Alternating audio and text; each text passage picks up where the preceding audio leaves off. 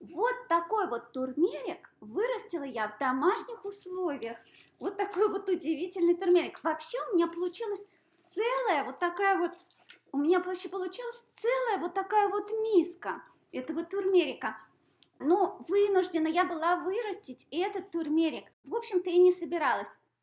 А история такая. Сижу я как-то со своей мамочкой на кухне, а она, надо сказать, любит там вязать, что-то такое шить, там такое ручками работать. Но у нее болят суставчики. И вдруг она мне говорит, а у меня суставчики не болят, прошли. Я выпила турмерик, пропила курс турмерика.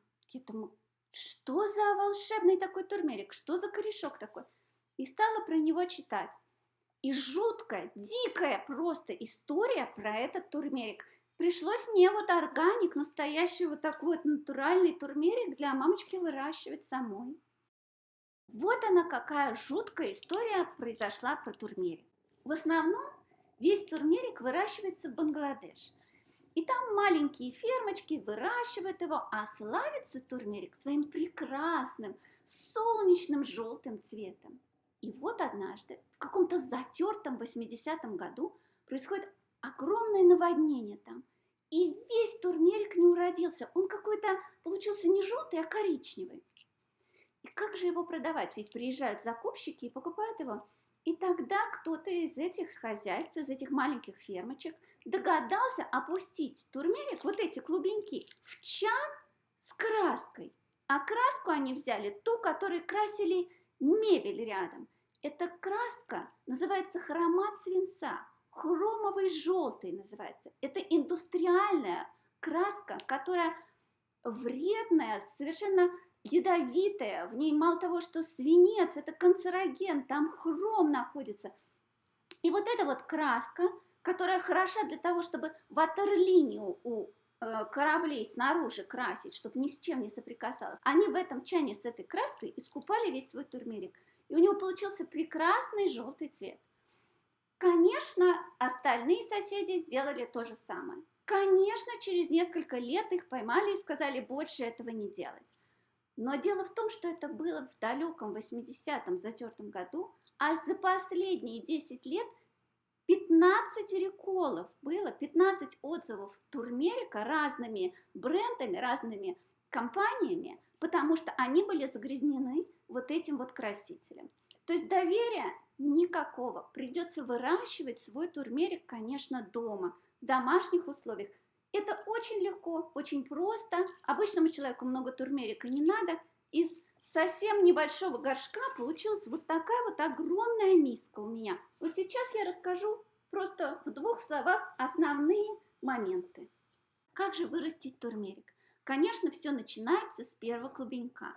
Честно говоря, я купила первый турмерик в органическом магазине в надежде, что там я получу наиболее натуральный первый клубенек. Значит, нужен совсем небольшой кусочек, вот такой вот кусочек. Вообще считается, вот такой вот кусочек, вот такой. Ну, можно вот такой вот побольше чуть-чуть вот взять. Ну, вот он на ладошке лежит, совсем небольшой. То есть в надежде, что у него не очень много вредных веществ. Вообще считается, что если вы купили свежий клубенек, то вероятность того, что он покрашен, меньше, чем если вы купили турмерик в таблетках. Как театр начинается с вешалки, посадка начинается с горшка. Какой же взять горшок? Горшок должен быть плоский. Вот он невысокий, но он вот такой широкий, потому что наши клубни растут в ширину. Они будут расти в ширину.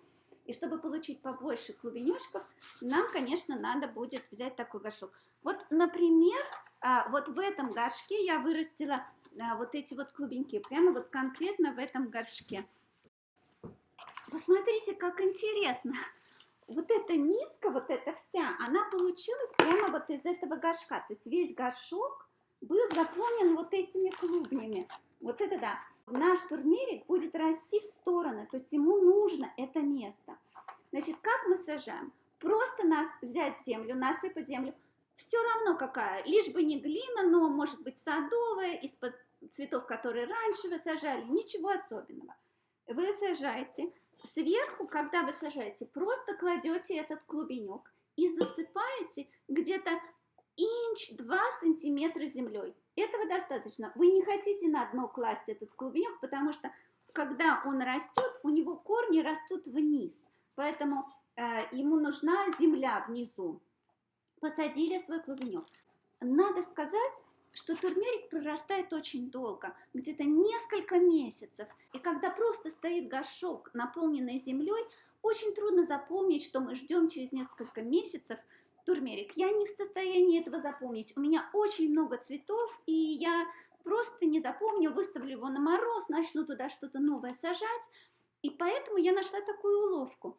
Я туда сверху сажаю два каких-то неважных растеница, каких-то цветочка, и поэтому я знаю, что там что-то растет, и в то же время это дает мне возможность держать землю в горшке все время влажной, потому что для проращивания клубеньков мне нужно, чтобы земля не была очень мокрой, но в то же время мне нужно, чтобы она не пересохла, чтобы корешочки развивались нормально. И если я посажу какие-то растения сверху небольшие, то это помогает мне поддерживать нормальную влажность земли для проращивания этих клубней. Я посадила сверху суккулент и плектрантус. Плектрантус — это вот этот вот беленький цветочек, у меня его очень много, он неприхотливый.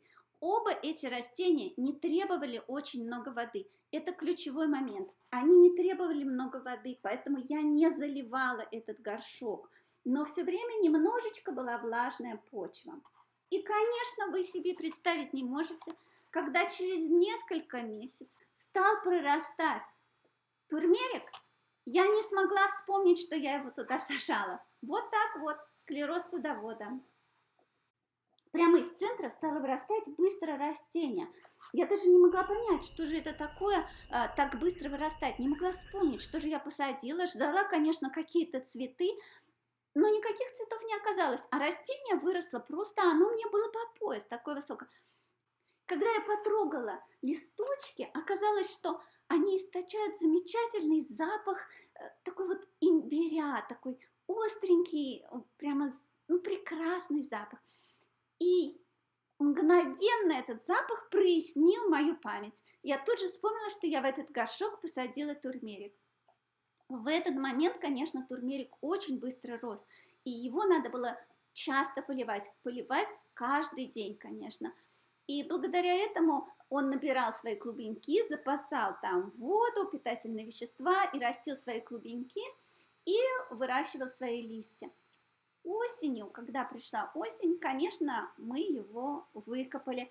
Выкапывать было его очень трудно. Когда мы вытащили из горшка прямо все это растение, невозможно было отделить клубеньки, надо было как следует пролить эту землю, чтобы она немножко размягчилась, и вот так вот отрывать эти корни, разрывать эти клубни. Посмотрите, как разросся мой первый этот клубенечек, просто замечательно. Интересно, что турмерик, который у меня вырос, не оказался таким невероятно прямо жгуче желтым цветом, как турмерик в таблетках. Если посмотреть, то более старые клубеньки такого красивого оранжевого цвета, а более молодые лимонного, практически белого цвета. Вот такая вот интересная история. Ну, конечно, теперь я возьму вот эти маленькие клубенечки и посажу их еще раз на следующий год, и у меня будет уже новое начало, новый начальный клубенек, натуральный, органический. Вот такая вот история. Счастливого вам садоводства!